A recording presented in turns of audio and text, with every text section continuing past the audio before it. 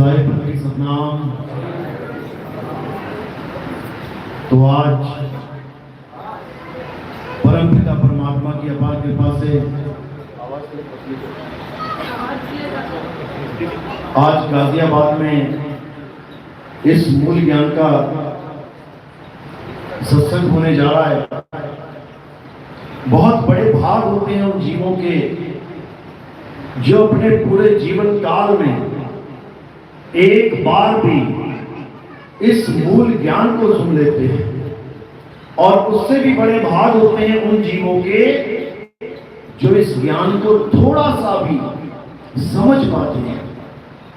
क्योंकि सुनना आसान है, आए बैठे घंटा 2 घंटा सुन के चले गए, लेकिन इस ज्ञान को समझना बहुत टेढ़ी की है, बहुत मुश्किल है। जब तक परमपिता परमात्मा की अपार कृपा ना हो जाए तब तक ये ज्ञान किसी को समझ में आ ही नहीं सकता। जब तक पति छोड़ की दया ना हो जाए तब तक ये ज्ञान किसी को समझ में आ ही नहीं सकता। जब तक उस कुल मालिक की मोहर ना लग जाए तब तक ये ज्ञान किसी को समझ में आ ही नहीं सकता। इसीलिए कबीर साहब कहते हैं, लाखन में कोई समझ न पई है, कोटि मध्य जानेंगे, कहें कबीर सुनो भाई साधु, हमें बिरले हंस पहचानेंगे। कहते हैं 1 लाख लोगों के आगे अगर ये सत्संग रख दिया जाए तो समझ ही नहीं पाएगा कोई भी कि ये बताया क्या जा रहा है। 1 करोड़ लोगों के आगे अगर ये सत्संग रख दिया जाए, कहते हैं उसमें से कोई बिरले हंस 5, 10, 15, 20 वही मुझे पहचान पाएंगे कि मैं क्या हूं, कौन हूं और क्या बता रहा हूं। ये सबके बस की बात नहीं है मेरे भाई, नहीं है। लेकिन आज मालिक से अरदास करेंगे कि जहां तक ये आवाज पहुंच रही है उन सब हंसों का विवेक जागे। एक एक हंस मालिक का विवेकी हो जाए ताकि अपने भले और बुरे की पहचान कर सके। भक्ति तो सब कर रहे हैं, एक भी ऐसा नहीं है जो भक्ति नहीं कर रहा है। जो भगवान को मानता है, जो परमेश्वर को मानता है, जो अल्लाह को मानता है, जो गॉड को मानता है, जो यहोवा को मानता है, सब कुछ ना कुछ कर रहे हैं। ऐसा कोई नहीं है जो नहीं कर रहा।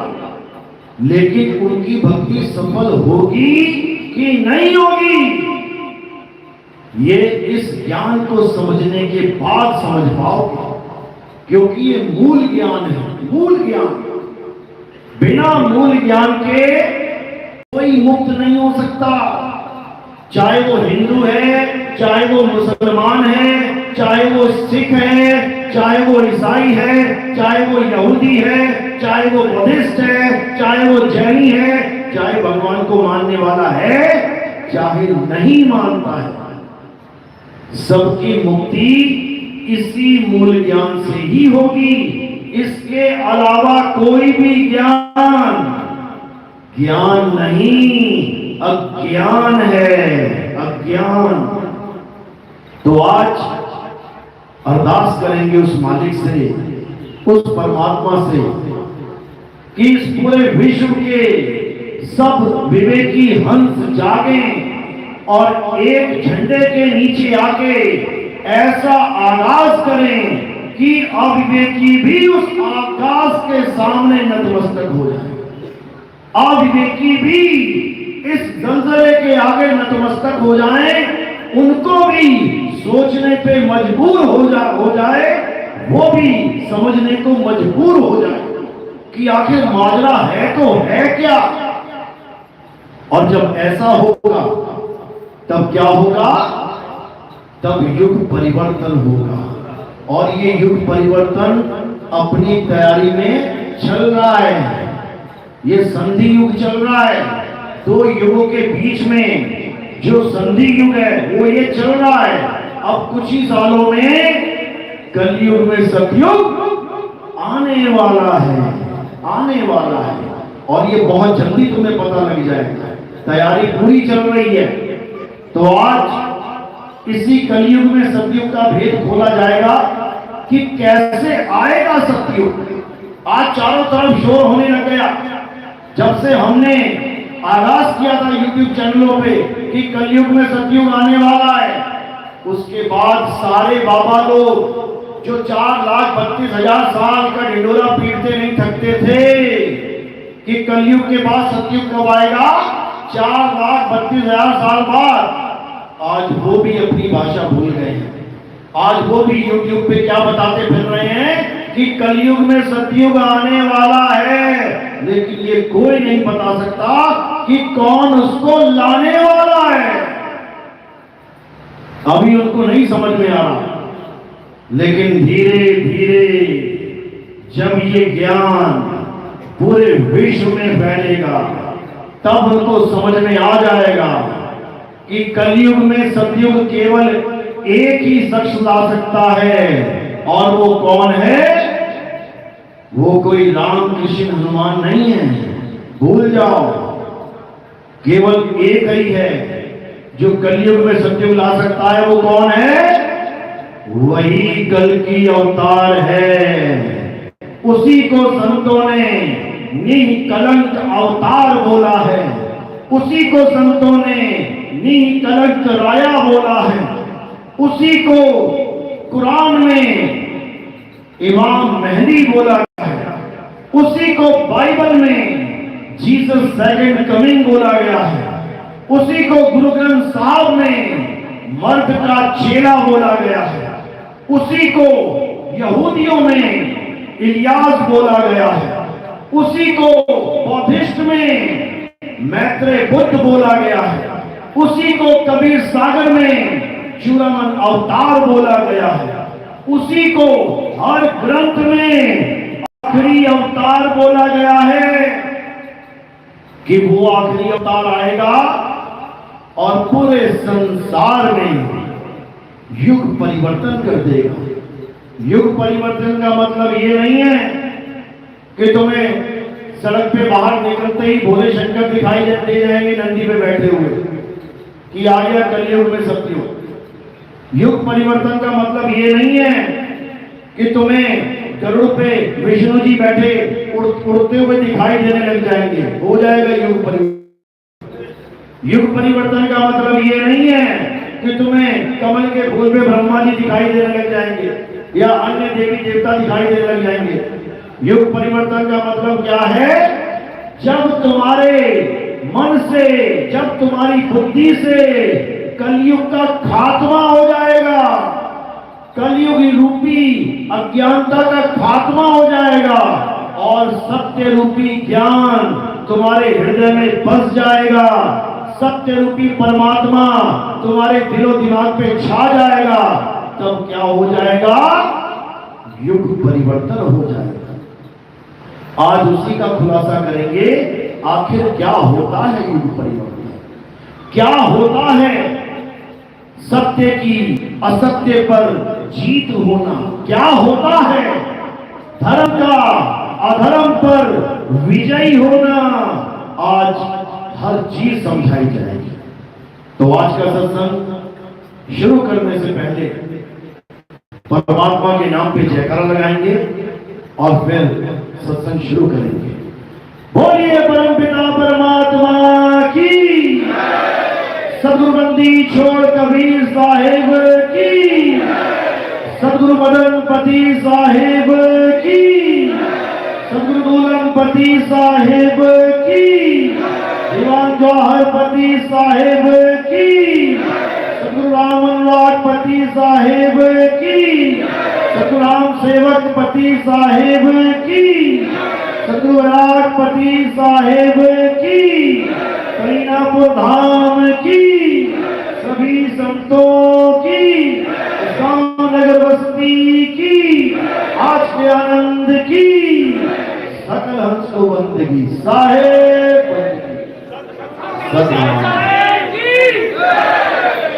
साहिब की, बोलिए बब्बर शेर की। तो आज उस मूल ज्ञान पे प्रकाश डाला जाएगा जिसको ना समझने के कारण ये जीव जन्मों जन्मों से इस 84 लाख के बंधन में बंधा हुआ है, बार बार जन्मता और मरता है, बार बार नाना प्रकार की योनियों में भ्रमण करता है। भक्ति में कोई कमी नहीं है, भक्ति खूब करता है। सतयुग में घर बार छोड़ के हजारों हजारों साल की तपस्या करने चला गया, तो क्या हुआ? वापस घूम के फिर आ गया। त्रेता में बड़े बड़े यज्ञ जप तप पूजा पाठ किए, खूब नाम जपे, तो क्या हो गया? वापस घूम के फिर आ गया। द्वापर में बड़ी बड़ी यात्राएं करी, नाम जपे, हवन यज्ञ किए, पूजा पाठ किए, देवताओं को प्रसन्न किया, हरे कृष्णा भी जपा, हरे राम भी जपा। फिर क्या हुआ? वापिस आ गया। अब कलयुग में बैठा है आके, और अगर कलयुग में भी यही गलती दोहरा दी, कौन सी गलती? ये नाम जपना, ये यज्ञ करना, ये हवन करना, ये पूजा पाठ करना, ये देवताओं की पूजा करना, ये जितना भी कर्म कांड करना, अगर ये गलती दोबारा दोहरा ली तो ये वापस आ जाएगा और इंसान जन्म नहीं मिलेगा कि सोचो बार बार तुम्हें इंसान जन्म मिलेगा। 184 भुगतने के बाद एक बार इंसान जन्म मिलता है, एक बार। और एक इंसान जन्म गंवाने के बाद बार बार 184 मिलेगी। इतने जन्म मिलेंगे, हालत खराब हो जाएगी। सांप, बिच्छू, खटमल, कॉकरोच, मक्खी, मच्छर, नाली का कीड़ा, सुअर, कुत्ता, गधा, पता नहीं क्या क्या बनाया जाएगा। जंगलों में हिरन, चीते, भालू, शेर, घड़ियाल, पता नहीं क्या क्या बनाया जाएगा। हालत खराब हो जाएगी तुम्हारी। आज जो तुम्हें इंसान जन्म मिला है, हर तरह की फैसिलिटी मिली है। ठंड लगती है तो हीटर लगा लेते हो, गर्मी लगती है तो एसी चला लेते हो।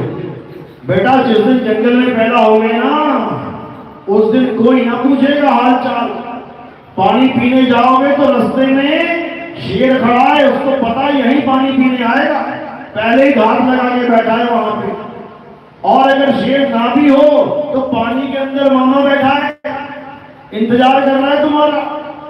घड़ियाल, मगरमच्छ गर्दन पकड़ के दबोच लेंगे। एक घूंट पानी की कीमत समझ में आ जाएगी। जो आज 20-20 लीटर का फ्लश कर देते हो पानी, तब एक घूंट पानी की कीमत पता लगेगी कि होता क्या है, अभी नहीं समझ में आ रहा। तो एक जन्म गवा लिया तो 184 के चक्कर काटने पड़ेंगे। कबीर साहब समझा रहे हैं, 184 भुगत के पौपे अटके आए, अब की पासा ना पड़ा तो फिर 84 जाए। कहते अगर अब की पासा ना पड़ा, यानी अगर ये बाजी तू हार गया, और हारेंगे कैसे? ये जप तप पूजा पाठ हवन यज्ञ करके ही हारेंगे।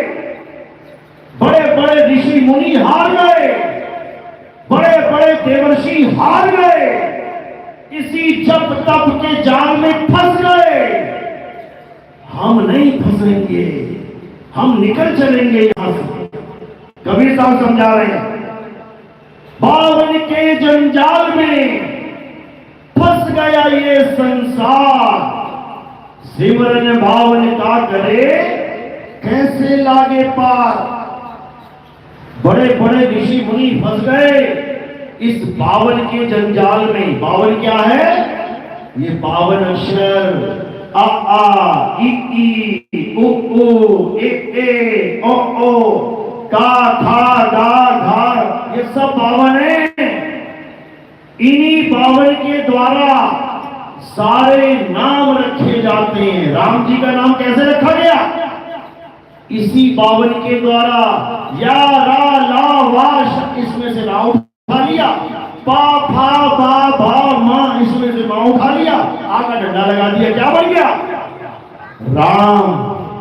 यानी भगवान का नाम तब बन रहा है जब इस आदि मानव ने 52 अक्षर खोज लिए हैं। अगर ये आदि मानव 52 अक्षर नहीं खोजता, पता है ना किसने खोजे हैं? आग की खोज किसने की थी? कौन से वैज्ञानिक ने खोजा? आदि मानव ही वो पहला वैज्ञानिक है, वो पहला खोज करता है जिसने आग की खोज करी। धीरे धीरे धीरे उसने हथियारों की खोज करी, हथियार बनाने शुरू किए, क्योंकि जानवरों से रोज आमना सामना होता था। उनके पास पंजे हैं, आदि मानव के पास कुछ भी नहीं है, तो उसने अलग से हथियार बनाने शुरू किए मरे हुए जानवरों की हड्डियों से। उसके बाद उसी आदि मानव ने अक्षरों की खोज करी। ये जो तुम आज अक्षर बोल रहे हो, उन्हीं आदि मानवों की देन है। हिंदी के अक्षर हिंदुस्तान के आदि मानवों की देन है। अरबी अक्षर अरब देश के आदि मानवों की देन है। अंग्रेजी अक्षर अंग्रेजी आदि मानव की देन है। जापानी, चाइनीज, पुर्तगीज, स्पेनिश, जितनी भी भाषा उन देशों के आदि मानवों की देन है। अगर वो अक्षर ना बनाते तो इस दुनिया में कोई नाम ही ना होता। ये राम नाम, ये हरे कृष्णा, ये ओम नमः शिवाय, उन्हीं आदि मानवों के बनाए अक्षरों की देन है। अगर ये आदमी पक्की ईंट ना बनाता, भट्टे में बनती है ना पक्की ईंट, तो क्या ये महल बनते? तो क्या ये मकान बन जाते ईंटों के? क्या बड़ी बड़ी इमारतें बन जाती ईंटों की? नहीं बनती। ईंट बन गई तो मकान बन गए, तो महल बन गए, और अक्षर बन गया तो नाम बन गए, मंत्र बन गए, बड़े बड़े ग्रंथ बन गए। इसके द्वारा, अक्षरों के द्वारा। अक्षर खत्म तो सब नाम खत्म, सब मंत्र खत्म, सब पूजा पाठ के जितने भी आरतियां, जितनी भी चालीसा, जितनी भी वंदना, जितनी भी प्रेयर, जितनी भी अरदास, जितने भी कलमे, जितनी भी नमाज, ये सब क्या है? उन्हीं अक्षरों की देन है। अक्षर खत्म तो सब खत्म। यही कबीर साहब समझा रहे हैं कि 52 अक्षर जीव आधारा, आदि अक्षर जीभ्या से न्यारा। कि अगर अक्षरों को खत्म कर दिया जाए तो क्या परमात्मा का नाम खत्म हो जाएगा? तो क्या भगवान का नाम खत्म हो जाएगा? तो क्या जिसको हम कहते हैं राम नाम सत्य है, तो क्या सत्य भी खत्म हो जाएगा? अगर राम का नाम खत्म हो जाए, क्योंकि 52 अक्षर से बना है, रा मा आकरंडा, अगर 52 अक्षर खत्म कर दोगे तो रा और मा भी खत्म हो जाएगा। तो क्या जिसको हम सत्य सत्य कह रहे थे वो सत्य भी खत्म हो जाएगा? बिल्कुल नहीं, क्योंकि सत्य किसी अक्षर का गुलाम नहीं है। सत्य किसी भाषा का गुलाम नहीं है। सत्य किसी धर्म का गुलाम नहीं है। सत्य किसी भगवानों का गुलाम नहीं है। जब भगवान आए भी नहीं थे तब भी सत्य था, सत्य है, सत्य रहेगा। इसी को बोला गया है, आद सच, जुगाद सच, है भी सच, नानक होसी भी सच। यानी ये संसार खत्म हो जाए, ये नाम खत्म हो जाए, ये सारे धर्म खत्म हो जाए, फिर भी सत्य कभी खत्म नहीं होता। उस सत्य को जानना है। ये राम राम राम राम नहीं करना है, ये हरे कृष्णा नहीं करना है, ये अल्लाहु अल्लाहु नहीं करना है, ये वाहिगुरु वाहिगुरु नहीं करना है, ये गॉड गॉड नहीं करना है, ये यहोवा यहोवा नहीं करना है। ये सब अक्षर हैं, ये सब जीव का खेल है। जिस दिन तुम्हारी जीभ कट गई, जिस दिन तुम्हारी जीभ में लकवा मार गया, ये सारे नाम तुम्हारे लिए यूजलेस हो जाएंगे मेरे भाई। एक नाम भी नहीं बोल पाओ तो नाम नहीं बोल पाए तो क्या भगवान नहीं मिलेगा? क्या भगवान इन अक्षरों का गुलाम है? बिल्कुल नहीं। भगवान कैसे मिलेगा? भगवान कहां मिलेगा? जिस दिन ये समझ में आ गया उस दिन ये सारे नाम तुम्हारे लिए यूजलेस हो जाएंगे। तो वो परमात्मा कहां मिलेगा, कैसे मिलेगा, इसको अच्छे से समझना है। गुरबाणी क्या कहती है?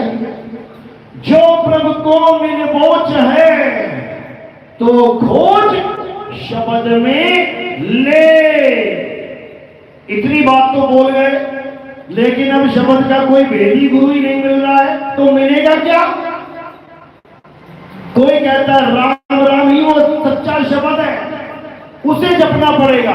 कोई कहता है अल्लाह अल्लाह सच्चा शब्द है। कोई कहता है वाहिगुरु वाहिगुरु सच्चा शब्द है, उसे जपना पड़ेगा। कोई कहता है गॉड गॉड सच्चा शब्द है। यानी धर्म के ठेकेदार अपने अपने धर्म में उस शब्द को, उस सत्य को लेके बैठ गए। एक भी हिंदू ये नहीं कह रहा कि अल्लाह अल्लाह जप के मुक्ति मिलेगी। एक भी मुसलमान ये नहीं कह रहा कि वाहिगुरु वाहिगुरु जप के मुक्ति मिलेगी। एक भी सिख ये नहीं कह रहा कि हरे कृष्णा करके मुक्ति मिलेगी। सब एक दूसरे के एंटी पार्टी, जबकि सत्य चारों धर्म में है लेकिन गुप्त है। गुप्त।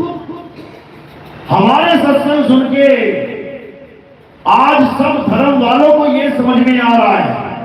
पाकिस्तान तक से लोगों के फोन आते हैं जिन्होंने नमाजें पढ़नी छोड़ दी कि जो ज्ञान आपने समझाया है, इस ज्ञान को सुनने के लिए हमारे कान तरसते थे। जब हम फकीरों की वाणियां पढ़ते थे समझ में नहीं आता था कि वो क्या बता रहे हैं और कैसे मिलेगा। हमारी संगत में ये कोई भेदभाव नहीं है कौन हिंदू कौन मुस्लिम। मुसलमान कौन है? हाथ खड़ा करो। मुसलमान जितने हाथ खड़ा करो, एक ही आए आज, कोई बात नहीं। सिख भाई कितने हाथ खड़ा करो, हिंदू कितने हाथ खड़ा करो। कोई ईसाई भी है क्या? ईसाई है कोई? वो भी है, दूसरे प्रोग्रामों में मिलते हैं ये लोग। तो हमारा जो सत्संग है ये जातिवाद, ये धर्मवाद, वंशवाद, ये सबसे परे है। हमारे सत्संग में ये बताया जाता है कि सत्य है क्या, और वो सत्य सबके पास है। हिंदू के पास भी है, मुसलमान के पास भी है, सिख के पास भी है, ईसाई के पास भी है, जैन के पास भी है, बौद्धिस्ट के पास भी है, भगवान को मानने वाले के पास भी है, भगवान को न मानने के वाले के भी पास है। सबके पास है। लेकिन वो है क्या, ये समझना है। तो गीता के अनुसार क्या बताया जाता है? हे अर्जुन, अध्याय 2 16वां श्लोक पढ़ना घर जाके। 2:16 याद रखना। 2:16 पे क्या बोला जा रहा है? हे अर्जुन, इस दुनिया में 2 प्रकार के तत्व हैं। कौन कौन से? एक असत्य और एक सत्य। असत्य क्या है? ये पंच भौतिक शरीर, ये 5 तत्वों का संसार, ये मंत्र जंतर तंत्र, ये संसार में जितने मंदिर मस्जिद गुरुद्वारे चर्च इंसानों के द्वारा बनाए गए हर वस्तु, इस संसार में दिखने वाली हर वस्तु असत्य है। और सत्य क्या है? हे अर्जुन, इस सारे संसार में केवल एक सत्य है, और वो क्या है? आत्मा ही सत्य है। हे अर्जुन, ये संसार तो बनता बिगड़ता रहता है, ये अवतार तो आते जाते रहते हैं, ये जन्म तो खत्म होते और शुरू होते रहते हैं, लेकिन आत्मा कभी जन्म नहीं लेता। आत्मा की कभी मृत्यु नहीं होती। आत्मा अजन्मा है, नित्य है, शाश्वत है, पुरातन ये आत्मा ही सनातन है, ये आत्मा ही सनातन है। आज जो सनातन का डंका बजाते हैं, आज जो पत्थरों की पूजा को सनातन धर्म समझते हैं, उन लोगों को ये समझ जाना चाहिए। अध्याय 2 24वां श्लोक सनातन की परिभाषा समझाई गई है। पत्थरों की पूजा करने वाला कभी सनातन नहीं हो सकता। मंदिरों में जाने वाला या किसी हवन यज्ञ को करने वाला कभी सनातनी हो ही नहीं सकता। हाँ, ये शुरुआत जरूर है। एलकेजी, यूकेजी, पहली, दूसरी, पांचवी, ये शुरुआत जरूर है। लेकिन कोई कहे कि कोई एलकेजी पढ़ के डॉक्टर बन जाएगा, कोई पहली, दूसरी, पांचवी करके इंजीनियर बन जाएगा, तो ये पूरा अज्ञान है। इसी प्रकार मंदिर, मस्जिद, गुरुद्वारे, चर्च जाना एक शुरुआत है, बहुत अच्छी बात है। 100 जगह गंद बोलने से, 100 जगह दारू पीने से, 100 जगह चोरी यारी करने से लाख गुना अच्छा है कि जैसे संस्कार उसको उसके धर्म में मिल रहे हैं उन संस्कारों को ग्रहण करे। हिंदू है तो मंदिर जाए, मुस्लिम है तो मस्जिद जाए, सिख है तो गुरुद्वारे जाए, ईसाई है तो चर्च में जाए। लेकिन वो सोचे कि मैं मंदिर जाके सनातनी बन जाऊंगा, मैं मस्जिद में जाके मुसलमान बन जाऊंगा, मैं गुरुद्वारे में जाके खालसा बन जाऊंगा, मैं कहीं जाके कुछ बन जाऊं। कुछ नहीं बनेगा भाई, कुछ नहीं बनेगा। स्कूल में जब तक तुम पढ़ोगे तब तक तुम डॉक्टर नहीं बन सकते, 12वीं तक तुम डॉक्टर नहीं बन सकते, तुम्हें कॉलेज में जाना ही पड़ेगा। ये 12वीं तक की क्लासें हैं। मंदिर, मस्जिद, गुरुद्वारा, चर्च, जब तक तुम इसमें पढ़ाई करने जा रहे हो तब तक ना तो तुम डॉक्टर कहलाओगे, ना तुम इंजीनियर, ना तुम साइंटिस्ट, ना तुम कुछ। तो क्या करना पड़ेगा? इस पढ़ाई को पूरा करके, इस स्कूल को छोड़ के कॉलेज में एडमिशन लेना पड़ेगा। चाहे वो एमबीबीएस हो, चाहे वो बीए हो, चाहे वो बीएससी हो, बीकॉम हो, वो कॉलेज कहलाता है, स्कूल नहीं। वहां जाके तुम्हें आगे प्रोफेशनल डिग्रीज मिलेंगी, तब जाके तुम कुछ कमा पाओगे, डॉक्टर बन पाओगे, इंजीनियर बन पाओगे। और वो भी तब जब उस कॉलेज को भी छोड़ोगे, पढ़ाई छोड़ोगे, तब कमाई शुरू होगी। तो इसी प्रकार ये मंदिर, मस्जिद, गुरुद्वारे क्या हैं? ये हमारे स्कूल की पढ़ाई है। देखो, हर जगह ग्रंथ मिलेगा तुम्हें। मंदिरों में गीता मिल जाएगी, मस्जिदों में कुरान मिल जाएगी। आप जाओगे गुरुद्वारे, वहां पे आपको गुरु ग्रंथ साहब मिल जाएंगे। आप जाओगे ईसाइयों के चर्च में, वहां आपको बाइबल मिल जाएगी। तो ग्रंथ क्यों रखे गए हैं? ग्रंथ का मतलब है पढ़ाई। आओ और पढ़ो, भगवान नहीं मिलेगा वहां पे। अगर वहां भगवान होता तो किसी पढ़ाई की जरूरत ही नहीं है। मैं क्यों बाइबल पढ़ूं जब मैं सीधे भगवान के पास ही आ गया? मैं क्यों गीता पढ़ूं जब मैं सीधे भगवान के पास आ गया? मैं क्यों गुरु ग्रंथ साहब पढ़ूं, मैं सीधे वाहिगुरु के सामने आ गया? लेकिन ऐसा नहीं है। वो पाठशाला है हमारी, वहां हमें पता लगेगा कि गीता में लिखा क्या है, वहां हमें पता लगेगा कि कुरान में लिखा क्या है, वहां हमें पता लगेगा कि गुरु ग्रंथ साहब में, बाइबल में लिखा क्या है। जो उसमें लिखा है उस पर गहन विचार करना है। गीता में क्या लिखा है? सत्य एक है।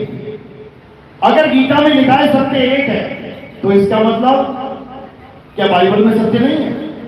क्या कुरान में सत्य नहीं है? क्या गुरुद्वारे के गुरु ग्रंथ साहब में सत्य नहीं है? सब में, सब में। लेकिन केवल उसका इशारा है। सत्य किताबों में नहीं मिलता। सत्य कहां है? तुम्हारे पास है। जैसे A for apple, B for bat, C for cat किताबों में मिलता है, लेकिन ए फॉर एप्पल खाने वाला कहां मिलता है? बाग में मिलता है। शिमला जाना पड़ेगा तुम्हें। तुम रेगिस्तान में भी ए फॉर एप्पल पढ़ सकते हो। इसका मतलब ये नहीं कि रेगिस्तान में तुम्हें एप्पल मिल गया खाने को। एप्पल खाना है तो पहाड़ों पे जाना पड़ेगा जहां बर्फ पड़ रही है।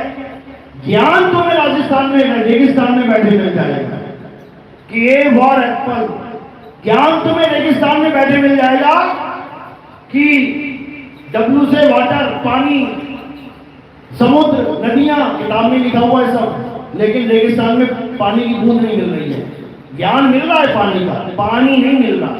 इसी प्रकार गीता में भगवान मिलेगा, बाइबल में गॉड मिलेगा, गुरु ग्रंथ साहब में अकाल पुरुष मिलेगा, कुरान में अल्लाह मिलेगा, लेकिन केवल पढ़ने के लिए, पाने के लिए नहीं।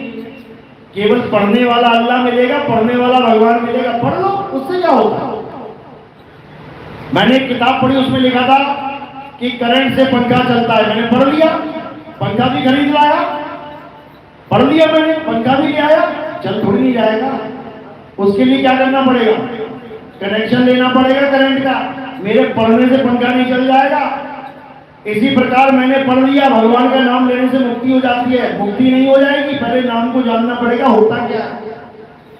मैंने पढ़ लिया, पानी में गिर के डूबने से बचने के लिए तैरना आना चाहिए। पढ़ लिया मैंने, ज्ञान हो गया मुझे कि डूबने से बचना है तो तैरना आना चाहिए। तो क्या आ गया तैरना? इतना पढ़ने के बाद तैरना आ जाएगा क्या? फिर तैरने कौन जाएगा, सीखने कौन जाएगा? तो इसी प्रकार ग्रंथों में केवल भेद समझाया जाता है कि मुक्ति कैसे होगी। ये मुक्ति होगी कैसे, ग्रंथों में बताया गया है कि सत्य को प्राप्त करने से मुक्ति होगी। हिंदू धर्म में सत्य का जो डंका बजा है, किस नाम से बजा है? एक तो आपने ये सबसे ज्यादा सुना होगा, राम नाम सत्य है। अब राम नाम सत्य है तो ब्रह्मा नाम क्या है? सत्य तो एक है ना। तो शंकर नाम क्या है? असत्य है क्या? तो हनुमान नाम क्या है? असत्य है क्या? राम नाम सत्य है। इसमें बहुत गहरा भेद छुपा हुआ है जो तुम्हें नहीं समझ में आएगा जब तक तुम्हें कोई समझाने वाला नहीं मिल जाएगा। ईश्वर सत्य है, यह भी सुना है आपने, गाए भी गए, ईश्वर सत्य है, सत्य ही शिव है। अब ईश्वर सत्य है तो ईश्वर किसको बोला जा रहा है? सत्य को। पहले यह जानना पड़ेगा सत्य है क्या, फिर उसका नाम रखो ईश्वर। तुमने सत्य को जाने बिना ईश्वर नाम से मोह कर लिया। ईश्वर सत्य है क्या वो नहीं पता। जब नहीं पता तो फिर किसी और को आगे कर दिया जाएगा। पहली लाइन में ईश्वर सत्य है, दूसरी लाइन में जब नहीं पता लगा सत्य ही शिव है, अब शिव को सत्य बना दिया गया, वहां पे राम को सत्य बनाया गया था, क्योंकि इसके पीछे भेद ही नहीं पता किसी को। ये सत्य है क्या, गीता में समझाया गया है अर्जुन, सत्य केवल और केवल आत्मा है, अचल आत्मा। दो प्रकार की आत्माएं हैं, एक जीवात्मा है और एक अचल आत्मा है। जीवात्मा चल रही है, 84 भुगत रही है, एक योनि से दूसरी योनि में जा रही है, ये चल आत्मा है, लहर बोल दो इसको। और एक अचल आत्मा है। अध्याय 2 24वां श्लोक पढ़ो, उसमें आत्मा को अचल बोला गया है, अचल, यानी जो कभी आता जाता नहीं है, वो है परमात्मा असल में। कबीर साहब कहते हैं, आवे ना जावे जन्मे नहीं मरे, सो निज पीव हमारा हो। कहते हैं मैं उसको पीव नहीं कहता जो आता और जाता है, कि ये अवतार आ गया, वो अवतार आ गया, ये फलाना आ गया, ये ठिकाना आ गया, हम उसको नहीं मानते। ये तो माया के अवतार है। ये काया क्या है? माया। ये तो मायावी अवतार है, ये तो पल पल बदल रहे हैं। हम इसको नहीं मानते, हम उसको मानते हैं जो सदा से था, है और रहेगा। इस अवस्था में अचल अवस्था में। इसी को बाबा नानक कह रहे हैं, आदि अंत एको अवतारा, सोई गुरु समझो हमारा। मैं ये आने और जाने वालों को गुरु नहीं मानता, मैं किसको मानता हूं? जो आवे ना जावे, जन्मे नहीं मरे सो निज पीव हमारा हो। यानी उस अचल आत्मा का भेद बताने वाला जब मुझे उस अचल से जोड़ देगा तब जानो कि अब मुझे सत्य मिला है। और उस सत्य के क्या नाम है? उस सत्य का नाम ही राम है। राम जी वाला राम नहीं, वो तो त्रेता में आए थे, महादुख भोग के चले गए, रावण को मार के उसकी सेना को मार के चले गए। लेकिन जो वो राम है जो किसी को मारता नहीं है, जो किसी से डरता नहीं है, वो है असली राम। उसी को बोला गया है सतनाम। मूल मंत्र देखो क्या कह रहे हैं, एक को सतनाम, कर्ता पुरुष, वही असली कर्ता पुरुष है। निर्भयो, वो किसी से नहीं डरता। निर्वैर, वो किसी को नहीं मारता। अकाल मूरत, उसका काल भी बाल बांका नहीं कर सकता। ये राम जी कृष्ण जी को तो काल के मुंह में जाना पड़ा है, पैर में तीर लगाए, मौत के सामने घुटने टेकने पड़े। राम जी को हनुमान जी को दूर भेजना पड़ा, हनुमान जी जाओ ये मुद्रिका लेके जाओ। क्यों? अब काल आने वाला है, अब काल आएगा और मेरे शरीर का अंत करेगा। जब तक हनुमान यहां पर है तब तक वो आएगा नहीं। हनुमान जी को भेजा जाता है, राम जी दूर भेजते खुद से। अगर तुम्हें पता हो, किसी को पता है, आप करा दो, बहुत अच्छी बात है। ज्ञान होना चाहिए अपने धर्म के बारे में, अपने ग्रंथों के बारे में। तो राम जी के शरीर का अंत कैसे हुआ? पानी में जल समाधि लेके सरयू नदी में। तो उनको भी काल के ग्रास बनने पड़े, मौत का सामना करना पड़ा। लेकिन जो अकाल पुरुष है उसको काल ग्रास कर ही नहीं सकता। अकाल मूरत, अजूनी, यानी वो कभी किसी जून में नहीं आता, वो आदमी औरत बन के नहीं आता, वो बच्चा बूढ़ा बन के नहीं आता, वो किसी रूप में नहीं आता। वो अचल है, अचल है, वो हिलता डुलता नहीं है। वो अजूनी सैभर गुर प्रसाद, जब गुरु के द्वारा ज्ञान रूपी प्रसाद मिल जाता है। ये लंगर कड़ी प्रसाद नहीं कि थालियां चुक चुक के आई जाओ तो लंगर खाई जाओ, ये वाला प्रसाद नहीं है। ये कौन सा प्रसाद है? गुरु के पास ज्ञान रूपी प्रसाद होता है। और जब वो प्रसाद मिल जाता है तुम्हें, तब तुम्हें समझ में आता है गीता अध्याय 2 24वां श्लोक। तब तुम क्या करते हो? तब तुम जीव से, यानी चल आत्मा जिसे जीवात्मा कहते हैं, उस जीवात्मा से अचल आत्मा होने के लिए कार्रवाई शुरू कर देते हो, सत भक्ति शुरू कर देते हो, साहिब की बंदगी शुरू कर देते हो। गरीबदास जी महाराज ने समझाया, अरे कोटि तो ब्रह्मा भय, कहते करोड़ों ब्रह्मा हो गए गलत भक्ति करने के कारण। क्यों? अगर गलत भक्ति करोगे तो तुम्हें कोई ना कोई पद मिलेगा, मुक्ति नहीं। भक्ति करने वालों को इंद्र का पद मिलता था। जमीन पे भक्ति कर रहा है बाबा ऋषि, उधर इंद्र का सिंहासन डोल रहा है। बताओ, इंद्र का सिंहासन डोल रहा है, क्यों? अरे कोई भक्ति कर रहा है, उससे क्या होगा? मुक्ति नहीं मिलेगी उसको, उसको इंद्र का आसन मिल जाएगा। और जो पहले इंद्र बना बैठा है उसको गधे की योनि में जाना पड़ेगा। इंद्र गधा बनता है सीधे डायरेक्ट, ग्रंथों में पढ़ोगे मिलेगा। तो कहते हैं कि इंद्र का सिंहासन डोलेगा तो वो क्या करेगा? वो नीच से नीच हरकत करेगा।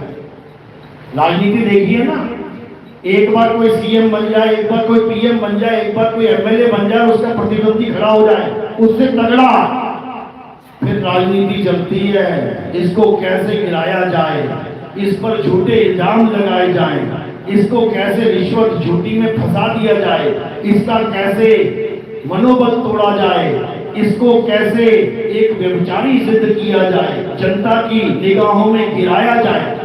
ये एक आम आदमी की सोच होती है। लेकिन क्या देवताओं के राजा की भी यही सोच है? जिन देवताओं को हम कहते हैं बड़े महान हैं, बड़े महान हैं, उन देवताओं के राजा की सोच कैसी होगी? वो भी भेजता है 2-4 नचनिया ताता भैया करने वाले, वो भी भेजता है मेनका जैसियों को, जाओ, रंबा को कहता है जाओ, क्या करो वहां जाके, ये जो बाबा बैठा है ना, इसका काम तमाम करके आओ। बताओ, केवल अपनी गद्दी छिन जाने के कारण उसकी हजारों साल की तपस्या भंग करवा देता था। ये देवताओं का राजा है, तुम बनना चाहोगे ऐसे राजा की प्रजा? क्या तुम्हें ऐसा राजा चाहिए जो गौतम ऋषि की पत्नी को भोगने के लिए गौतम ऋषि का ही रूप धारण करके चला जाए? क्या तुम ऐसा राज चाहते हो? तुम्हें ऐसा राजा मिल जाए खुश हो? तो देवताओं का राजा है वो। देवता तो छोटे छोटे हैं, वो राजा है उनका, जो सबको वरदान देके बैठा। हनुमान जी को भी वरदान देके बैठा हुआ है वो देवताओं का राजा। हनुमान जी कहते हैं बड़े शक्तिशाली हैं। कैसे शक्तिशाली हुए पता है? कैसे हुए शक्तिशाली? बहुत सारे ऋषियों ने, बहुत सारे लोगों ने उसको वरदान दे दिया, अरे तुम्हें दे देंगे, तुम भी शक्तिशाली हो जाओगे। तुम्हें दे देंगे, तुम भी शक्तिशाली हो जाओगे। एक आम आदमी इतनी जनता से आशीर्वाद ले लेना तो क्या बन जाता है पता है? क्या बन जाता है? देश का प्रधानमंत्री।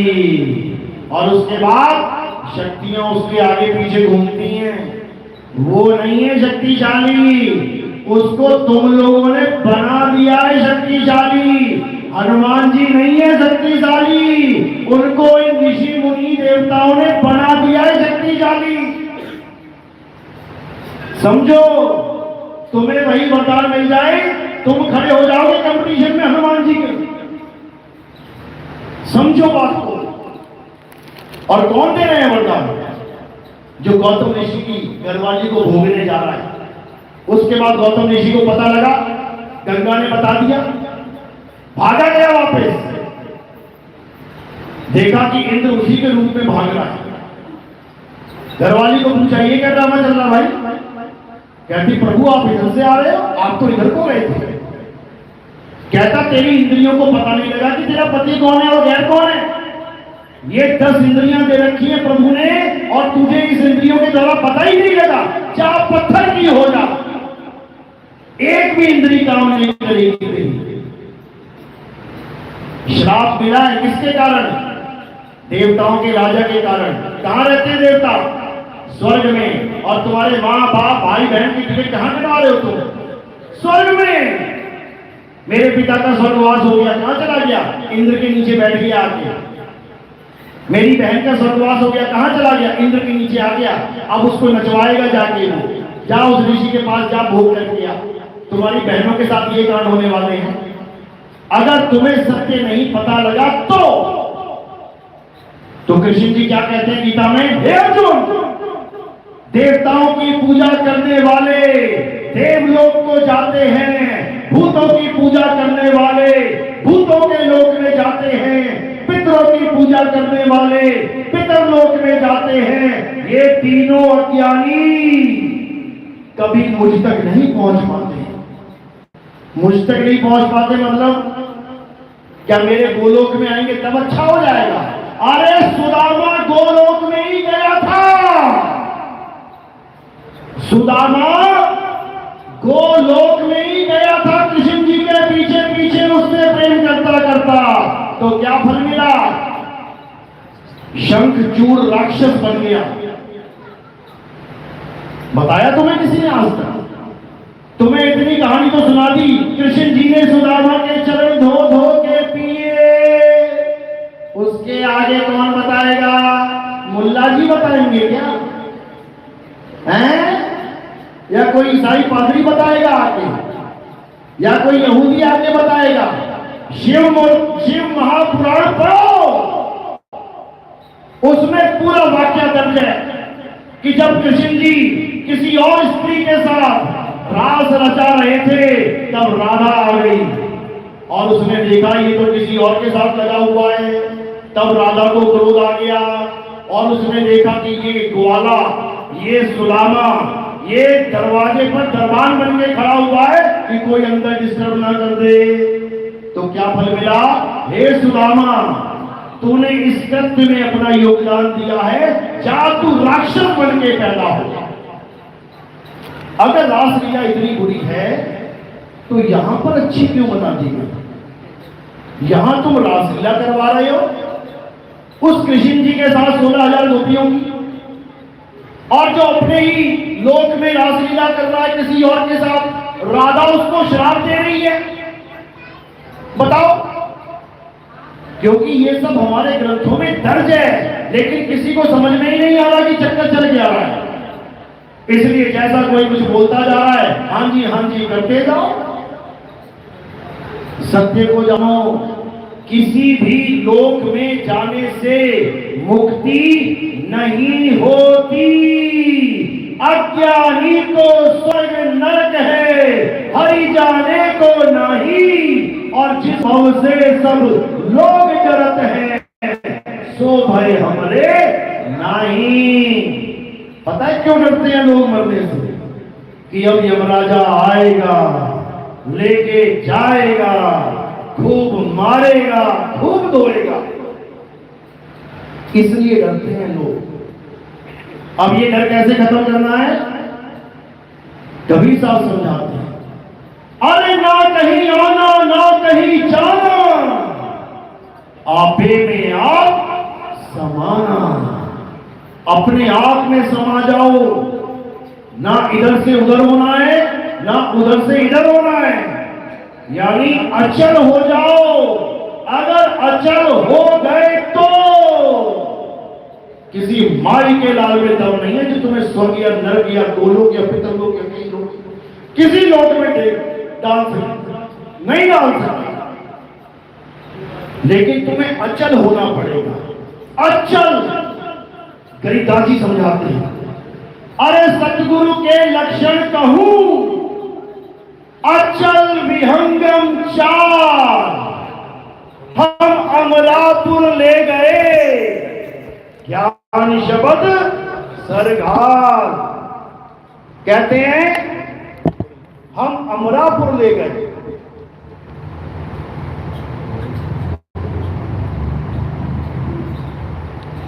कहते हैं कि मुझे ऐसा सतगुरु मिल गया। सतगुरु के लक्षण कहूं अचल, यानी मुझे उसने ऐसी अवस्था दे दी, मैं अचल हो गया। अब कोई खींचे तो खींच ना पाए। जब मैं अचल ही हो गया, ले बेटा कहां ले जाएगा मुझे? एक 500 किलो के आदमी को एक 2 साल का बच्चा खींच के ले जा सकता है क्या? वो अचल है उसके सामने। अंकल ने पैर रख दिया, ले बेटा अचल है। सारी जनता हिला हिला के थक गई उसका पैर, वो अचल को चला ना पाए। इसी प्रकार जब शब्द भेदी गुरु तुम्हें उस अचल शब्द का भेद समझा देता है और तुम उस अचल शब्द की भक्ति करने लग जाते हो, तो इस दुनिया के सारे लोगों के दरवाजे तुम्हारे लिए बंद हो जाते हैं। अब तुम्हें ना तो कोई स्वर्ग में डाल सकता है, ना ही तुम्हें कोई नरक में घसीट सकता है, ना ही तुम्हें कोई सतलोक ले जा सकता है। फिर सतलोक में काल भगवान अंडा पैदा हो जाएगा। काहे का सतलोक?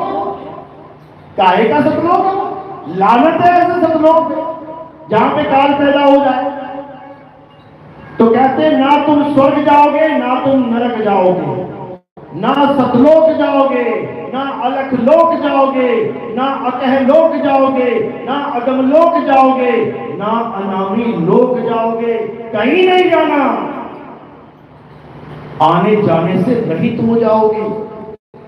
और कैसे? जब तुम्हें तुम्हारे प्रभु का आसरा मिल जाएगा। कहां है तुम्हारा प्रभु? तुम्हारी आत्मा में विराजमान है। कैसे? ज्यो तिल माही तेल है। तेल कहां विराजमान है? तिल में। ज्यो तिल माही तेल है और ज्यो चकमक में आग, तेरा साईं तुझ में है, जाग सके तो जाग। तेरा साईं तुझ में है, तेरे शरीर में नहीं है कि तू आंखें बंद करके ध्यान त्रिकुटी पे लगा के तू प्रभु को खोजने निकला है। कोई और ही मिल जाएगा तुझे और तू उसी को प्रभु मान लेगा। कौन मिलेगा? संतों तन खोजा मन पाया। यहां पे एक ज्योति जग जाएगी, प्रकाश हो जाएगा। भोले शंकर को भी मिल गया था यही निरंजन, यही प्रकाश। इसीलिए सांकेतिक ज्ञान में उनकी तीसरी आंख खुलवा दी लोगों ने कि भोले शंकर की तीसरी आंख खुल गई, मतलब त्रिकुटी में प्रकाश दिखाई दे गया, वो ज्योति स्वरूपी अलख निरंजन दिखाई दे गया और भोले शंकर ने उसी को परमात्मा स्वीकार कर लिया। तभी वो बार बार कहते थे अलख निरंजन। जब भोले शंकर ने स्वीकार कर लिया तो गोरखनाथ ने भी कर लिया, भैरवनाथ ने भी कर लिया, ये सारे नाथों ने कर लिया। सब करने लग गए अलख निरंजन, अलख निरंजन। लेकिन कबीर साहब ने नहीं किया। कबीर साहब समझा रहे हैं, अरे ये ज्योति स्वरूपी अलख निरंजन तुम्हें राखे भरमाई हो, ए हंसा तू अमर लोक का बड़ा काल बस आई हो। ये अलख निरंजन यही इस पिक्चर का असली विलेन है। एक ऐसी फिल्म आई थी जिसमें एक ऐसे आदमी को दिखाया गया, बहुत बड़ा दानी, बहुत सज्जन, सबका भला करने वाला, सबको बचाने वाला। और अंत में आते आते आते जब क्लाइमैक्स में भेद खुला तो पता लगा वही कहानी का विलेन था। बस समझ लो हमारी भी वही कहानी चल रही है। जिसको हमने भगवान मान लिया है वही असली विलेन है और अपने भजन गवा भी रहा है। कौन से भजन गा रहे हो? मारने वाला है भगवान। बताओ, अब मारने वाला भगवान है, बचाने वाला क्या शैतान है? अरे मारने वाला शैतान है और बचाने वाला भगवान है। लेकिन हमें पता ही नहीं है कि मारने वाला कौन है और बचाने वाला कौन है। कबीर साहब समझा रहे हैं, जो भक्षक तहां ध्यान लगाई, जो रक्षक उसे चीन न पाई। जो भक्षक है उसको भगवान बना के बैठा है, अलख निरंजन, अलख निरंजन। और पूछो ये भूकंप कैसे आता है? भगवान लाते हैं। तो रोता क्यों है? जब तेरा घर वाले मर जाते हैं रोता क्यों है? उसको पूछो सुनामी कैसे आती है? प्रभु की इच्छा से आती है। तो काहे पत्थर मर जाता है? मर जा। उसको पूछो ये पहाड़ों से जलजले आते हैं, पूरा पूरा गांव नहीं डूबे, ये कौन ला रहा है? ये प्रभु की कृपा से हो रहा है। तो फिर काहे रोना रो रहा है? स्वीकार कर उसको, फिर क्यों बचने के लिए भाग रहा है? ये काल है, ये काल भगवान है। जिस सृष्टि में तुम रहते हो ये काल भगवान की सृष्टि है और इस सृष्टि का नाम है साक्षात मृत्यु लोक। तुम नया घर बनाना और बाहर बोर्ड लगवा देना मृत्यु लोक, बड़ा अच्छा लगेगा क्या? अपने घर का नाम कोई मृत्यु लोक रखता है क्या? उसने रखा हुआ है, लेकिन तुम मृत्यु लोक में रह के भी नहीं समझ पा रहे हो। बूचड़ खाने के बाहर लिखा होता है बूचड़ खाना, स्लॉटर हाउस, और अंदर बकरे डांस कर रहे हैं। बताओ, ये बूचड़ खाना है, ये मृत्यु लोक है और तुम लोग डांस कर रहे हो। आज मेरे यार की शादी है, घोड़े में मर गया तेरा यार, बैठा बैठा अटैक हो गया उसको। बस जा रही है शादी की भरी हुई, खाई में गिर गई, बारात में अकेला दूल्हा पहुंचा, बाराती कहीं और ही पहुंच गए। बताओ, इस दुनिया में जी रहे हो तुम जहां पल का भरोसा नहीं है। ये काल कब क्या कर डाले, एक पल का भरोसा नहीं है, समझ लो। ये मृत्यु लोक है, काल भगवान का लोक है। यहां भोले शंकर की पत्नी को नहीं छोड़ा जाता, वो भी 6 महीने लेके घूम रहा, भैया क्या करूं मेरी बीवी मर गई। विष्णु जी आ रहे हैं, मैं जगत का करता हूं, इसको जिंदा करके दिखाना। वो जिंदा ना कर पाए, फिर 9 टुकड़े कर दिए। वो तो किसी से करवा लेते, वो तो कोई नहीं कर देता। समझो, अब ये मत कहना गणेश जी को जिंदा कर दिया। आज तक मुंडिया नहीं ढूंढ पाए गणेश जी की कहां पड़ी है। त्रिलोकीनाथ त्रिकालदर्शी आज तक ये नहीं ढूंढ पाया गणेश जी की मुंडी गई तो गई कहां। हाथी का बच्चा उसी गर्दन काट के ले आए, एक जीव को बचाने के लिए पशुपतिनाथ दूसरे जीव को मरवा दिया उसने। पशुपतिनाथ ही कहते हो, पशुओं का नाथ। अरे हाथी के बच्चे को मार दिया। अपने उस मैल से पैदा हुए बच्चे को बचाने के लिए 2-4 बार खुरच के 2-4 गणेश और बना देती। मैल से गणेश बनाया गया था, भोग विलास से तो नहीं बना था, क्योंकि शंकर जी को खुद नहीं पता था ये कहां से आ गया। पार्वती ने जब गणेश जी को बना के दरवाजे पे खड़ा कर दिया तो शंकर जी त्रिकालदर्शी भी ना जान पाई ये लड़का कहां से आ गया। और अगला सही बात बोल रहा था भाई कि माता जी स्नान कर रही है, मत जाओ, क्योंकि जब त्रिकालदर्शी को नहीं पता ये मेरा बेटा है, उस मैल के गणेश को क्या पता ये मेरा बाप है। इतनी बात तो समझ में आनी चाहिए थी, लेकिन नहीं, खोल दी तीसरी आंख, उड़ा दी मुंडी, आज तक ना मिली। तो मेरे भाई सत्य को जानो, सत्य क्या है। इन कहानियों में उलझोगे तो इसी जन्म मरण के चक्कर में उलझते रह जाओगे। सत्य क्या है हे अर्जुन? आत्मा ही सत्य है। अध्याय 3 17वां श्लोक। हे अर्जुन, जो अपनी आत्मा में रमण करते हैं, जो अपनी आत्मा में तृप्त है, जो अपनी आत्मा में संतुष्ट है, उनके लिए कोई धार्मिक कर्म कर्तव्य लागू ही नहीं होता। उनको पूरे जीवन में एक बार भी मंदिर जाने की जरूरत नहीं है। उनको पूरे जीवन काल में एक बार भी मस्जिद में जाने की जरूरत नहीं है। उनको पूरे जीवन काल में एक बार भी गुरुद्वारा, एक बार भी चर्च जाने की जरूरत नहीं है। क्यों नहीं है? कारण क्या है? क्योंकि हे अर्जुन, आत्मा सब में विराजमान है। तो मंदिर कहां जाऊं? मंदिर का नाम मंदिर क्यों रखा गया? क्योंकि उस प्रभु को मन के अंदर ढूंढ। मंदिर मन के अंदर। लेकिन क्या बना दिए? भैया 4 रुपए दे दो, भैया 10 रुपए दे दो, भैया 20 रुपए दे दो, 100 रुपए दे दो। क्या बना रहे हो? भगवान का घर बना रहे हैं। बेकारियों, जो भगवान पूरा संसार बना सकता है एक पल में, जो भगवान पूरा संसार मिटा सकता है एक पल में, वो अपना मंदिर नहीं बना सकता। वो तुम लोग लगे हुए मंदिर बना। तो यही समझाने के लिए कृष्ण जी को बार बार अवतार लेना पड़ता है।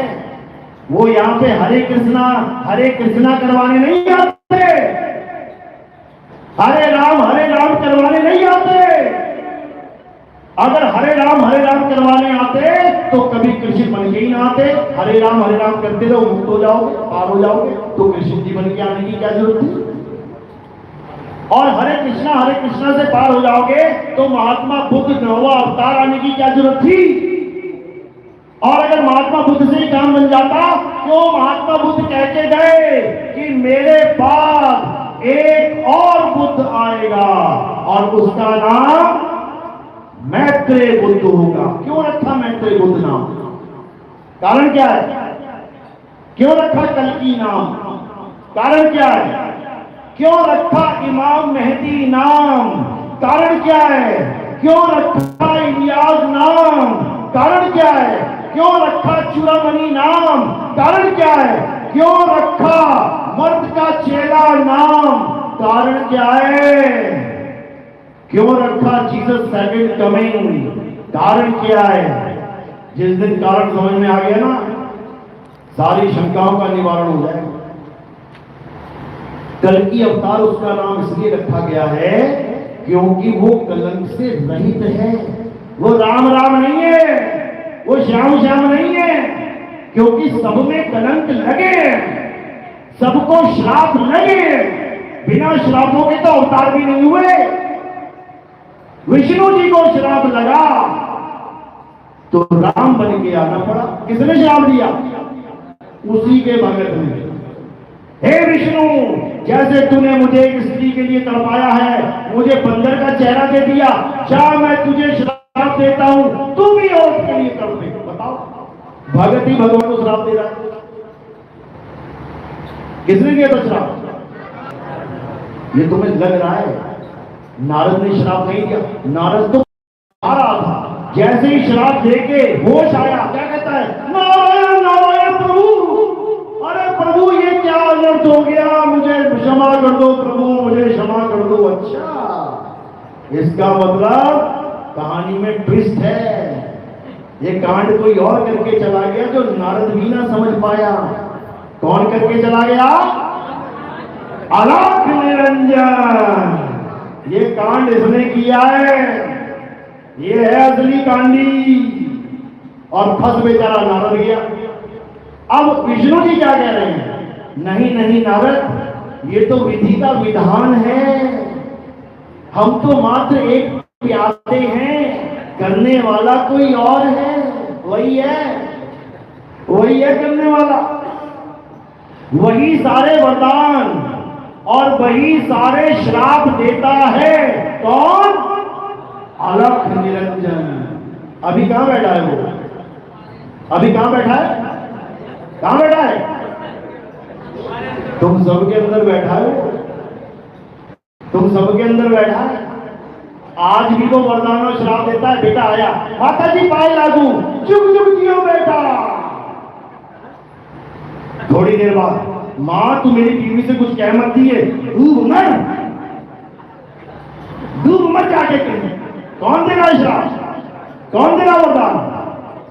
यही दे रहा है, अंदर बैठा बैठा सारे कांड यही कर रहा है। सुबह से शाम तक जो भी तुम काम कर रहे हो यही करवा रहा है। तुम आज जो कपड़े पहन के आए हो, किसके कहने पे पता है? मैं लाल साड़ी पहन के जाऊंगी, ये वाली बिंदी लगाऊंगी, ये वाला मेकअप लगाऊंगी।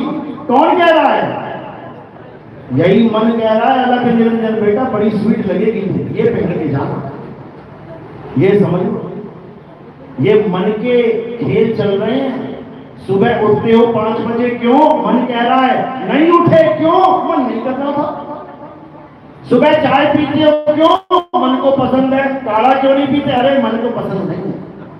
साबुन लगाते हो कौन सा? मन पसंद। कपड़े कौन से पहनते हो? मन पसंद। गाने कौन से सुनते हो? मन पसंद। फिल्म देखने जाओगे, 20 फिल्में लगी हैं, कौन सी देखने जाते हो? मन पसंद। ये मन का ही लोग है मेरे भाई। ये मन ही काल निरंजन है। ये मन ही सारे देवताओं को, सारे राक्षसों को उलझा पुलझा के मारता है। अभी तुम्हें इस मन का खेल नहीं समझ में आया? कभी साहब समझाते हैं, मन के हारे हार है, मन के जीते जी, कहे कबीर गुरु पाइए मन ही के प्रति। कहते हैं ये मन इतना शातिर है, ये तुम्हें बैठे बैठे बैठे अभी कहीं से कहीं पहुंचा देगा। अभी तुम्हें यहां बैठा रखा है इस मन ने, थोड़ी देर में ठेके पे खड़े मिलोगे लाइन में। क्यों? मन कर गया दारू पीने का, पहुंच गए। कबीर साहब समझा रहे हैं, मन जाता है तो जाने दे, तू थाम के राख शरीर, उतरा पड़ा कमान से, क्या कर साके तीर। तीर तभी सामने वाले को मारेगा जब कमान पे चढ़ जाएगा। अब ऐसे उठा के तीर मारोगे, लगेगा क्या? इसी प्रकार ये मन इतना शातिर है, सारी दुनिया को नचा रहा है, सारी दुनिया को। एक भी ऐसा बंदा नहीं जिसके अंदर मन नहीं है, और ये मन ही कली काल है। राम जी किसको मारने आए थे? रावण को एड्रेस था ना उसका, लंका पहुंच गए। कृष्ण जी किसको मारने आए थे? कंस को एड्रेस था ना उसका, पहुंच गए। कल्कि भगवान किसे मारने आएंगे? कली काल को कहां है उसका महल, कहां रहता है वो, एड्रेस तो बता दो।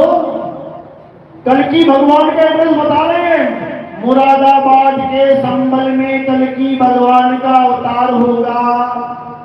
और कली भगवान का अवतार कहां होगा वो भी बता दे भैया। गली नंबर, वार्ड नंबर, जाके दर्शन कर लेते उसके। अरे ये कली काल मन है और कल्कि भगवान आत्मा है। यही आत्मा कलयुग के अंत में इस कली काल का खात्मा करेगी, तब होगा कलयुग में सतयुग। समझ जाओ, यही कबीर साहब समझा रहे हैं। मन को मार गगन चढ़ जाई, मान सरोवर बैठ नहाई। जब इस मन को यानी कली काल को मार के जब तुम मान सरोवर में जाओगे तो क्या होगा, कागा से हंसा किया गर्दन लागी बात। उसके बाद तुम जीव से पीव हो जाओगे। अरे कोटि तो ब्रह्मा भय, कोटि भय ईश, साहिब तेरी बंदगी से ये जीव होए जगदीश। ये पंथ कोई भगवान पूजने का पंथ नहीं है, ये पंथ कोई देवी देवता पूजने का पंथ नहीं है, ये पंथ कोई परमात्मा पूजने का पंथ नहीं है। ये पंथ परमात्मा हो जाने का पंथ है। जीव से पीव हो जाना है, तब तुम्हारी यात्रा सफल होगी। नदी जब तक समुद्र से जुदा होके भटक रही है, हर प्रदेश में बांध लग जाएगा। उत्तराखंड में बांध लग गया, यूपी में आई, यूपी में बांध लग गया, बिहार में गई, बिहार में बांध लग गया। बांध ही बांध लगे हुए हैं। लेकिन एक बार अगर ये समुद्र में समा गई, आप बताओ कौन माई का लाल है, लगा बांध बेटा, लगा पाएगा बांध। इसी प्रकार ये जीव को बांध लगाए गए हैं। कितने बांध लगे हैं, कितने कितने बांध लगे हैं? बहुत अच्छी तरह सुन रहे हो सब सर तुम लोग। कितने कितने 84 लाख बांध लगे, 84 लाख बांध लगे। 84 लाख बांधों में इसको बांध बांध के रखा जा रहा है। एक बार अगर ये बांध तोड़ के उस समुद्र में समा गया तो किसी माई की लाल, किसी माई के लाल में दम नहीं है जो उसको दोबारा बांध सके। इसीलिए कबीर साहब ने क्या समझाया कि जाप मरे अजपा मरे अनहद भी मर जाए, सूरत समाए शब्द में, गंगा समाए समुद्र में, वाको काल ना खाए। उसको ये काल नहीं खा सकता। तो मेरे भाई अच्छी तरह समझ जाओ ये सत्य क्या है।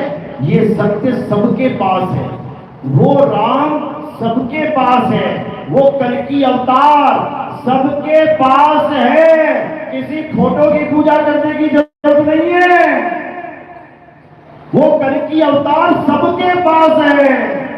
घट घट मेरा साइया सुनी सेज न कोई, और बलिहारी वा घट की जिस घट प्रगट होए। कल्कि अवतार प्रकट होंगे और जब वो प्रकट हो जाएंगे तो कली काल को अच्छे से धोना शुरू कर देंगे। याद रखना, क्योंकि उनका काम ही एक ही है, कली काल का खात्मा। समझ लो। तो वही आत्मा हिंदुओं के पास भी है, वही आत्मा मुसलमान के पास भी है, वही आत्मा सिख भाई के पास भी है, वही आत्मा ईसाई के पास भी है, वही आत्मा नास्तिक के पास भी है, वही आत्मा आस्तिक के पास भी है, सबके पास है। लेकिन उसका भेद नहीं पता। आत्मा सबके पास है लेकिन उसका भेद नहीं पता। सब अपनी अपनी आत्मा लेके आए हो, घर में तो नहीं छूट गई किसी की, जल्दबाजी में रह गई हो कहीं बाथरूम में टंगी हुई,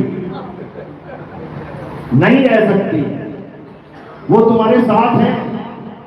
24 घंटे में से कितने घंटे रहती तुम्हारे साथ? 2-4 घंटे के चली तो नहीं आती छोड़ के लिए, नहीं जाएगी। चली गई ना अगर वो, तो तुम्हारी उंगली भी नहीं हिलेगी। इसीलिए कहते हैं प्रभु के बिना पत्ता नहीं हिलता। ये पत्ता क्या है? पा और ता, 5 और तत्व। ये 5 तत्व हैं, पा और ता, पत्ता। ये हिलेगा नहीं, प्रभु नहीं होगा। तो प्रभु कौन है? आत्मा ही प्रभु है। ये आत्मा ही प्रभु है, समझ लो। तो इसी आत्मा को जानना है, कल्याण होगा। इसी आत्मा को हिंदुओं में ईश्वर बोला गया है। ईश्वर सत्य है, यानी ईश्वर आत्मा है। कौन सी आत्मा? अचल आत्मा, जिसे परमात्मा भी कहते हैं। जीव आत्मा नहीं, जीव तो भोग रहा है। तो हिंदुओं में कहते हैं ईश्वर सत्य है, मुसलमानों में कहते हैं अनल हक या अल्लाह अल हक। सुना कभी? किस किसने सुना है? बहुत अच्छी बात है। अल्लाह अल हक, हक यानी सच। कहते ना हक हलाल की कमाई खाओ। हक यानी सच्चाई, यानी अल्लाह सत्य है। अब ईश्वर भी क्या है? सत्य है। अल्लाह भी क्या हो गया? सत्य है। अब ईसाई वो क्या कह रहे हैं? God is truth. ईसाई भी कह रहा है गॉड कौन है? ट्रुथ है। ट्रुथ यानी सत्य है। और सिख भाई भी कह रहा है कि हमारा अकाल पुरुष कौन है? सत्य श्री अकाल। सत्य ही हमारा अकाल पुरुष है। तो हिंदुओं के पास भी सत्य है, जिसको ईश्वर कहते हैं। मुसलमान के पास भी सत्य है, जिसे अल्लाह कह रहा है। सिख के पास भी सत्य है, जिसे अकाल पुरुष कह रहा है। ईसाई के पास भी सत्य है, जिसे गॉड कह रहा है। तो झगड़ा किस बात का है भाई? झगड़ा किस बात का है? क्योंकि चारों को नहीं पता सत्य है क्या। चारों को नहीं पता सत्य है क्या, इसी बात का झगड़ा है। जैसे पानी, हिंदू क्या पीता है प्यास लगने पे? पानी। मुसलमान पानी, सिख पानी, ईसाई पानी, अरे जानवर तक क्या पीते हैं? पानी। अब पानी का एक फार्मूला है H2O, मतलब हाइड्रोजन के 2 मॉलिक्यूल और ऑक्सीजन का 1 मॉलिक्यूल। H2O ये तत्व ज्ञान है, ये नाम ज्ञान नहीं है, ये तत्व ज्ञान है। यानी किस तत्वों से वो तत्व बन रहा है? हाइड्रोजन और ऑक्सीजन से ये तत्व बन रहा है। ये तत्व ज्ञान है। जब आदि मानव ने पानी देखा जलाशय में, नदियों में, तो वहां क्या तैर रहा था, क्या चल रहा था? H2O। उसने नाम नहीं रखा H2O, क्या नाम रख दिया उसने? जल, वाटर, नीर, तोय, पानी। अलग अलग देशों में, अलग अलग प्रांतों में ये नाम रख दिए गए। अब एक दिन सारे इकट्ठे हुए, आ जाओ भाई मीटिंग करते हैं। अब लगे पानी की महिमा गाने। अरे हमारे वहां पे ऐसी चीज है जिसको पियो तो गला गीला हो जाता है, उसका नाम पानी है। अब दूसरा कहने लगा अंग्रेज, ऐसा नहीं हो सकता, वो तो हमारे यहाँ है, जिसको पियो तो गला गीला हो जाता, वो वाटर है, पानी नहीं है। तीसरा बोला अरे तुम दोनों बेवकूफ हो, वो नीर है, नीर। चौथा बोला तुम तीनों ही बेवकूफ हो, वो तोय है। और पांचवा कहता तुम पागल हो, वो जल है, जल। पांचों लड़ पड़े। कारण क्या है? तत्व ज्ञान की कमी। नाम ज्ञान में फंस गए। ईश्वर सत्य है, नहीं नहीं अल्लाह सत्य है, नहीं नहीं वाहिगुरु सत्य है, नहीं नहीं गॉड सत्य है। और सत्य क्या है वो पता नहीं। मरो फिर लठ लेके।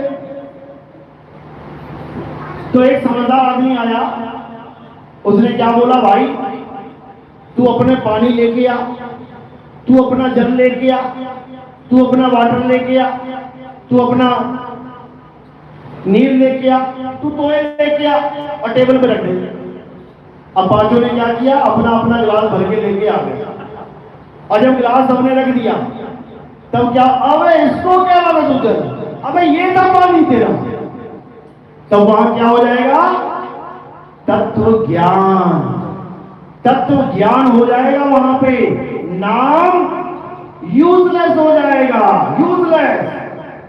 मैं मलेशिया में गया, वहां मैंने दूध ले लिया क्योंकि बहुत ज्यादा काटम काट वाला काम चल रहा था। मैंने कहा चलो यार दूध और सेब खा लेते हैं, शाकाहारी बंदे हैं हम लोग।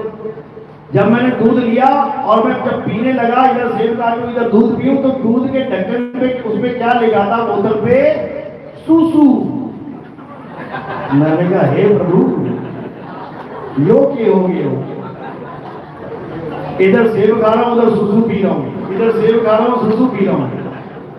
लेकिन तत्व ज्ञान था, नाम का ज्ञानी नहीं थे, तत्व के ज्ञानी थे। भले इसने नाम सूसू रख दिया, सूसू छोड़ो मूत भी रख देता, तब भी मैं वो पी जाता। क्यों? क्योंकि उसमें तत्व था। और कौन सा तत्व? दूध था। अब इस दूध को कोई मूत भी कह दे, भैया चाय उसी से बनेगी। समझे? इसी प्रकार उस सत्य को कोई राम कह दे, मुक्ति सत्य से होगी। उस सत्य को कोई अल्लाह कह दे, मुक्ति सत्य से होगी।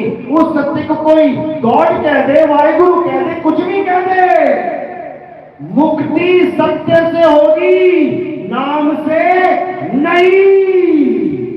जिसको ये समझ में आ गया वही असली तत्वज्ञानी है, और जो नामों के चक्कर में पड़ गया वही सबसे बड़ा ज्ञानी है। इसीलिए कबीर साहब ने कहा, एक नाम को जान के दूजा दे बहा। उस सच्चे नाम को जान लो क्या है, वो सतनाम क्या है? वो तेरी आत्मा है, अचल आत्मा है। उसको जान ले, सत्य नाम को जान ले और इन नकली नामों को बहा दे, तब तेरा बेड़ा पार होगा। तो सतगुरु वो नहीं होता जो नाम जपवाता है, राधे राधे जप लो, राम राम जप लो, वाहिगुरु जप लो, गॉड गॉड। ये सतगुरु नहीं होता, ये गुरुआ होता है, गुरुआ।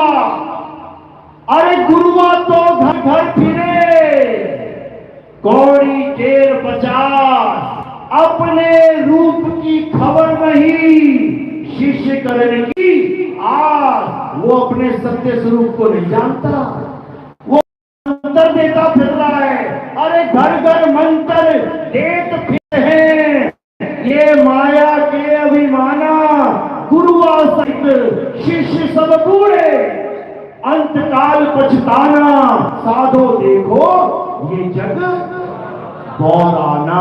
पागल हो गए सारे नामों के चक्कर में, तत्व को जानते नहीं और नामों में झगड़े करते फिर रहे हैं। इनसे बड़ा कोई अज्ञानी नहीं है। तो अब क्या करना है? अध्याय 4 34वां श्लोक। हे अर्जुन, अगर तुम सत्य को जानना चाहते हो, अगर तुम सत्य को प्राप्त करना चाहते हो, तो तुम ऐसे तत्वदर्शी संत की शरण में जाओ जिसने उस तत्व को जान लिया है। किस तत्व को? आत्म तत्व को, उस अचल आत्म तत्व को। वही तुम्हारा बेड़ा पार करेगा। छल कपट से रहित होकर तुम उसको दंडवत प्रणाम करके, उसकी सेवा करके उससे ज्ञान प्राप्त करो, वही तुम्हारी मुक्ति का कारण बनेगा। एक बार सत्य प्राप्त हो जाने पर तुम कभी अज्ञान को प्राप्त नहीं करोगे। तो क्या करना है? तत्व ज्ञान को प्राप्त करना है, आत्म तत्व को जानना है, इस मन और माया के खेल से निकल जाना है। बात समझ में आ रही है? ऊपर ऊपर से जा रही है? किस किस के आ रही है? हाथ खड़ा करो जरा। बहुत बढ़िया, बहुत बढ़िया, बहुत बढ़िया। क्योंकि जो क्लास में पास होगा वही एग्जाम में पास होगा। एग्जाम आने वाला है, समझ लो। चलो पूरी तैयारी किसकी करनी है? सबका एग्जाम आने वाला है, ज्यादा दिन नहीं बचे हैं। दादा दादी वाले सपने छोड़ दो, मैं दादा बनूंगा, मैं दादी बनूंगी, वो खेल खत्म होने वाला है। अब तो निकलने की बारी है, समझे? पंडित चौड़ कबीर साहिब की जय। पंडित चौड़ कबीर साहिब जी की जय। चलो, तो आज का सत्संग यही समाप्त करते हैं। जो नाम दीक्षा वाले हैं वो हाथ खड़े करो, प्रथम दीक्षा वाले, और जो दूसरी दीक्षा वाले हैं वो हाथ खड़ा करो। ठीक है, अब आरती होगी। आरती किसकी होती है हमारे यहाँ? हमारे यहाँ किसी जड़ वस्तु की आरती नहीं होती है। कोई पत्थर पूजा, मूर्ति पूजा, फोटो पूजा, कैलेंडर पूजा, फ्लैक्स बोर्ड पूजा, ऐसी आरती हमारे यहाँ नहीं होती। हमारे यहाँ किसकी आरती होती है? जीवित गुरु की आरती होती है, आत्मदेव की आरती होती है। तो कैसे करनी है आरती? थोड़े से फूल उठाने, इतने से 2-2 किलो में उठा लेना। इतने से उठाने हैं, कहाँ रखने हैं? मेरे सिर के ऊपर। मैं आगे बैठ जाऊंगा यहाँ पे है? हाँ, कोई बात नहीं। एक बंदा ऊपर आएगा, वो यहाँ रखने क्योंकि जगह थोड़ी कम है, भीड़ ज्यादा है। 1-2 बंदे ऊपर आएंगे, आरती कर देंगे फूल रख के। उसके बाद आपने वहीं से कर देना है, वहीं से बंदगी कर देना है। थाली को हाथ लगा के यहीं से आगे घूम जाना है पीछे को। जगह बना के रखना, ये जो तार लगाई है इधर से जाना है, उधर से घूमना है। तो आरती कैसे करना है? हमारे यहाँ आत्मदेव की आरती है। फूल हमारे यहाँ सिर के ऊपर लगवाए जाते हैं, और जो कोई प्रचार में योगदान करना चाहेगा, सेवा में अपना योगदान करना चाहेगा, वो आपने केवल चरणों में रखना है। तो अब आरती शुरू होगी, और बीच में गैप बना के रखना है। पीछे रहना है, 4 कदम पीछे रहना है, अपने आगे नहीं आना किसी ने। एक एक करके साइड से आते जाएंगे, सबने पीछे रहना है। 4-5 कदम पीछे रहना है, पूरी खुली जगह होनी चाहिए। इधर से लाइन चलती जाएगी, एक एक करके पीछे पीछे चलते जाना। आगे कोई नहीं आएगा कि यहाँ सारे खड़े हो जाओ। सबकी शक्लें जानता हूँ मैं अच्छे से, आंखें भी मेरी ठीक है, दूर से देख सकता हूँ। ज्यादा पास आने की जरूरत नहीं है, वहीं से हो जाएगा सारा काम। भगदड़ नहीं होनी चाहिए। अगर भगदड़ हुई तो फिर काम खराब है। चलो, बोलिए परमपिता परमात्मा की, सतगुरु मंदिर छोड़ कबीर साहिब की, सभी संतों की, सभी भक्तों की, आज के आनंद की, सकल हंसोवंत की।